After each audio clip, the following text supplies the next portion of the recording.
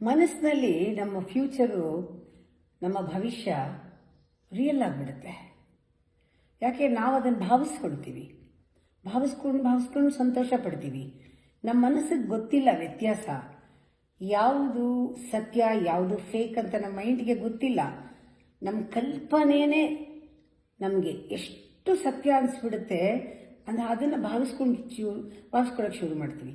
ಅದು ಕ್ವಾಂಟಮ್ ಫೀಲ್ಡ್ಗೆ ಹೋಗಿ ಶಿಫ್ಟ್ ಅಲ್ಲಿವರೆಗೂ ಹೋಗಿ ತಲುಪಿಬಿಡುತ್ತೆ. ಅದು ಕ್ವಾಂಟಮ್ ಫೀಲ್ಡ್ನಲ್ಲೇ ಶಿಫ್ಟ್ ಆಗಿಬಿಡುತ್ತೆ.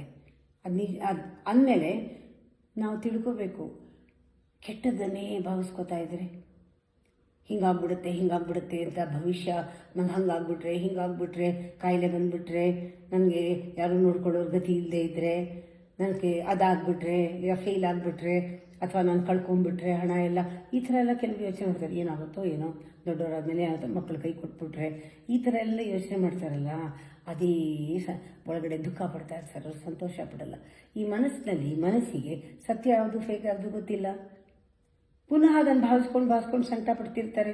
ಆ ಸಂಕಟನೇ ಸ್ಪ್ರೆಡ್ ಮಾಡ್ತಿರ್ತಾರೆ. ಅವ್ರ ಕ್ವಾಂಟಮ್ ಫೀಲ್ಡ್ನಲ್ಲಿ ಸಂಕಟನೇ ಹೋಗುತ್ತೆ, ಸಂಕಟನೇ ಸೃಷ್ಟಿಯಾಗುತ್ತೆ, ಸಂಕಟನೇ ಫ್ಯೂಚರ್ ಆಗಿಬಿಡುತ್ತಲ್ವಾ.